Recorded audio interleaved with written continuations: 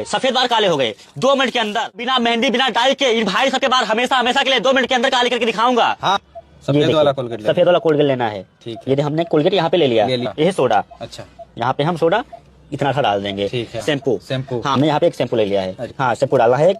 फिर क्या करेंगे हम, ये हमारे पास नींबू। अच्छा। ये हमारे पास नींबू है, नींबू हम काट लेंगे। अच्छा, मतलब नींबू गाड़ेंगे। हाँ, क्योंकि ये दवा देखिए बन के तैयार हो गई। अच्छा। अब क्या करेंगे, इन भाई साहब को हम लगाएंगे। अच्छा। बालों पे लगाएंगे। अब इसमें क्या क्या मिला है, शैम्पू है और नींबू है, कोलगेट है। अच्छा। और बेकिंग सोडा है, जो खाने वाला सोडा, मीठा सोडा होता है। अभी देखना, सफेद बाल हमेशा हमेशा के लिए 2 मिनट के अंदर जड़ से काले हो जाएंगे। आपका हम सर धुला लेंगे। हाँ, इसको धुल देंगे हम, सर को, भाई साहब का सर हम धुल देंगे। अरे ये देखो, अरे भाई, 2 मिनट के अंदर, सफेद 2 मिनट के अंदर सफेद बाल गायब हो गए।